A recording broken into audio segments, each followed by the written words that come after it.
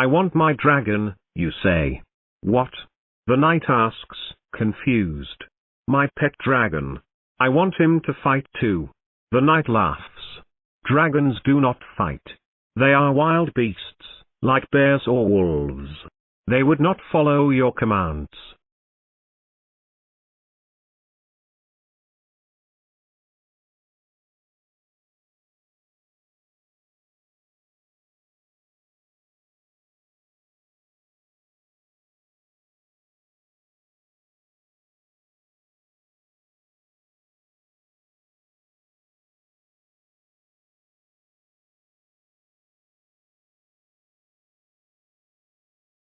I don't doubt you, princess, the knight says.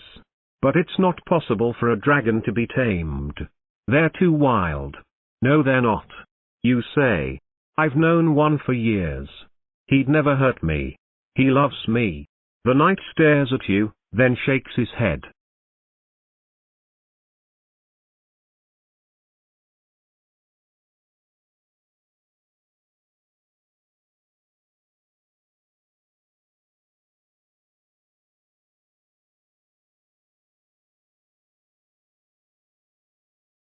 The knight shakes his head.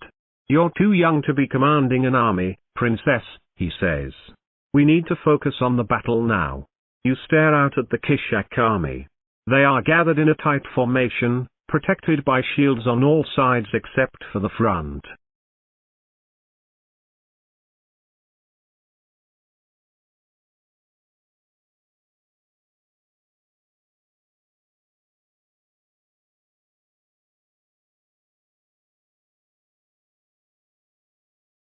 I don't care, you say. I'm ordering him to attack. The knight sighs, then nods. Fine. But stay behind the line, and for God's sake don't do anything foolish like jumping off your horse and attacking someone with your sword. You nod eagerly.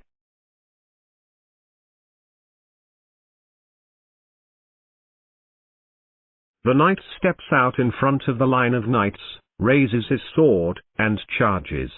You follow behind him, but fall back behind the line of charging knights.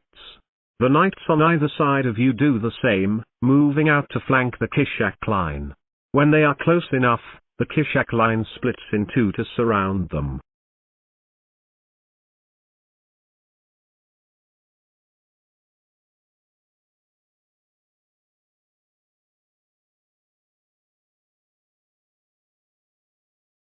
You turn to your dragon.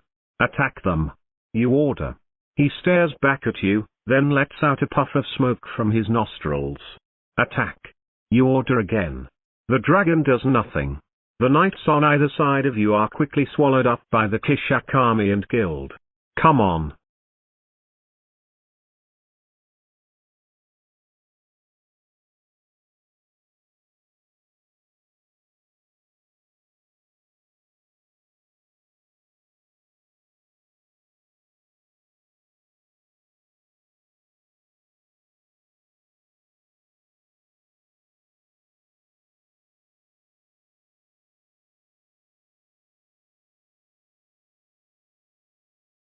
The dragon stares at you, unmoving. Please. You ask. The dragon stares at you expectantly. Fine, you say. I'll give you a whole cow if you help me out. The dragon nods eagerly.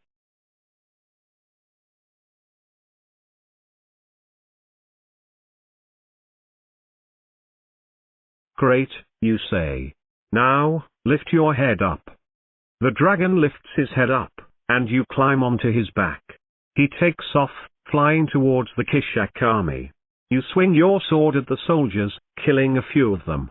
After they are dead, you land and order your dragon to attack the knights on horseback.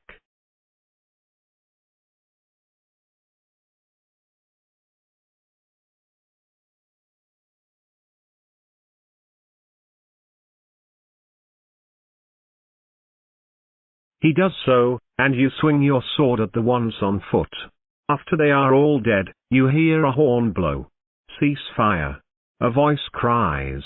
You turn, seeing a man in silver and blue armor riding a horse towards you.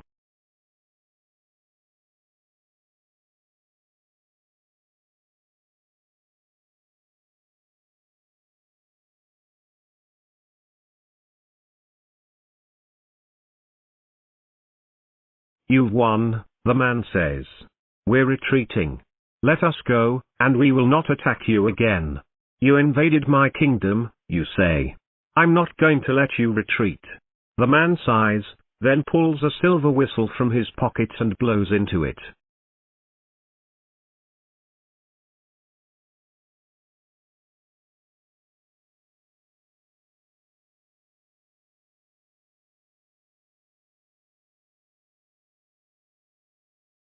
That was a signal to retreat, the man says.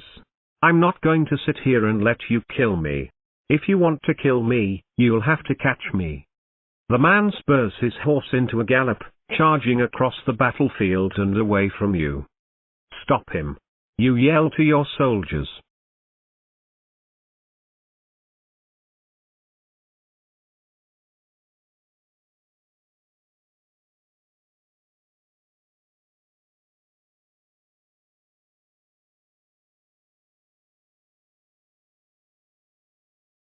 The dragon takes flight, flapping its wings and gaining altitude. It soars through the air after the man, who sees it coming and turns his horse around. The dragon is faster than the horse, and quickly it is right behind the man and its rider.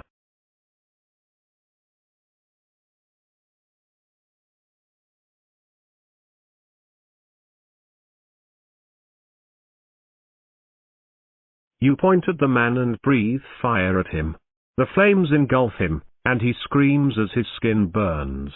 The dragon snaps its jaws down on the horse's head, biting it off. The horse collapses, and the man falls to the ground with a thud.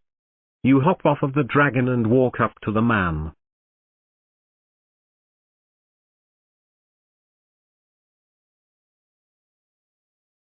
He looks up at you and screams, "Don't kill me."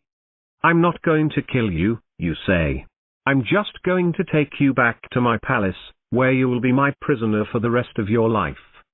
The man sobs in terror, and you drag him over to your horse.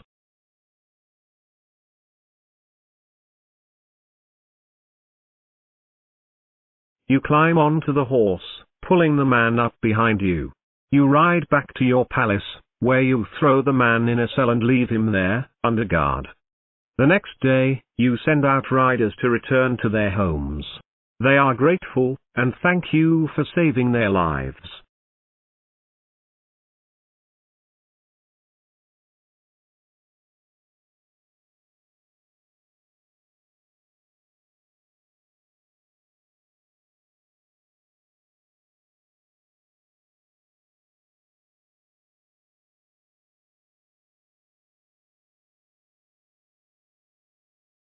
"It was nothing, it was my dragon who saved the day," you say. "Without him, Kishak would have destroyed everything." The soldiers cheer for their dragon as well, and one of them says, "He's right. The dragon is the best thing that's happened to this kingdom."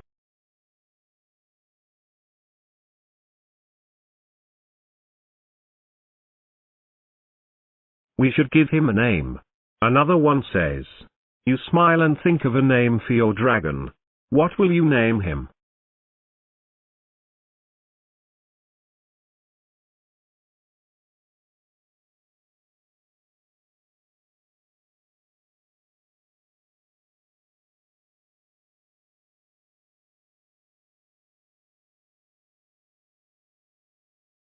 His name is Epona, you say. What kind of a name is that? One of the soldiers says. It's a girl's name.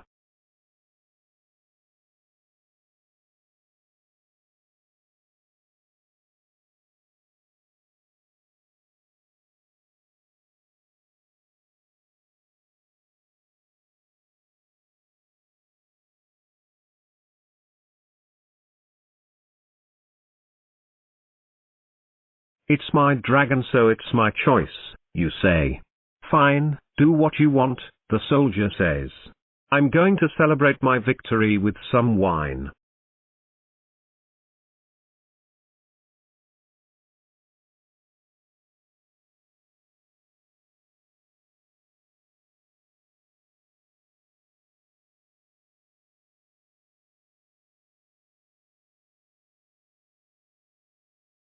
You give your dragon a few cows, and he happily gulps them down. You pat him on the head, and he looks up at you with a smile. You hop onto his back, and the two of you take flight around your kingdom. You fly over the fields of wheat, over the mountains, over the forests, over everything you own.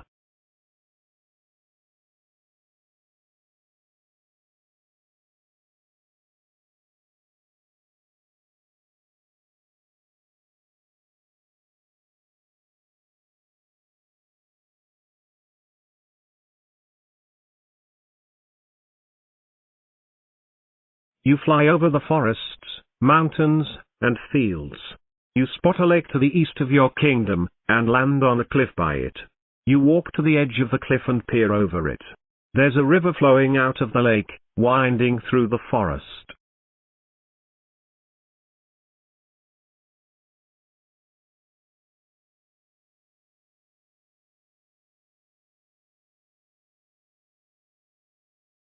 You walk into the forest, looking around.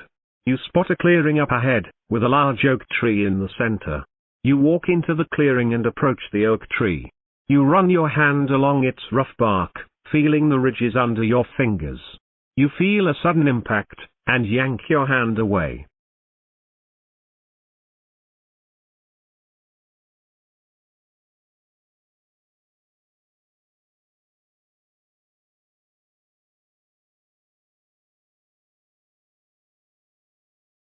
So strange to be without a limb, a voice says. You turn around, and see a beautiful woman standing behind you. She smiles at you, and you feel strangely compelled to smile back. Who are you? You ask. I am Gwen, she says. The tree is my father.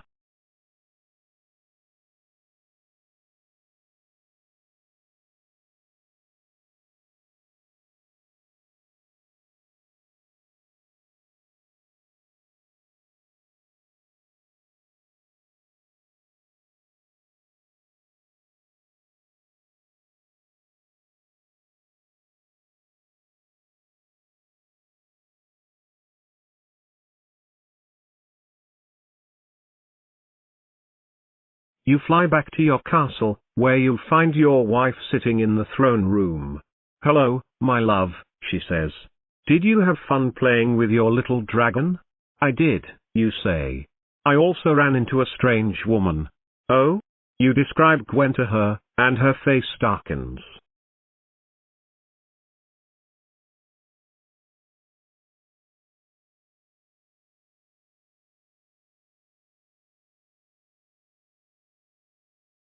Gwen? Your wife asks. She's a forest spirit. She takes the form of a beautiful young girl, and tries to lure men into her arms so she can kill them. There used to be many of them, but we've hunted them into extinction.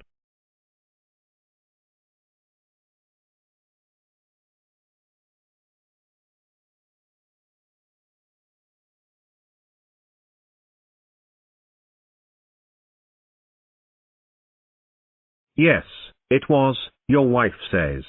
You kiss her, and she kisses you back. I love you, she says. I love you, you reply. You spend the rest of the day with your wife, not leaving the castle. The next day, you head down to the dragon stables to see Epona.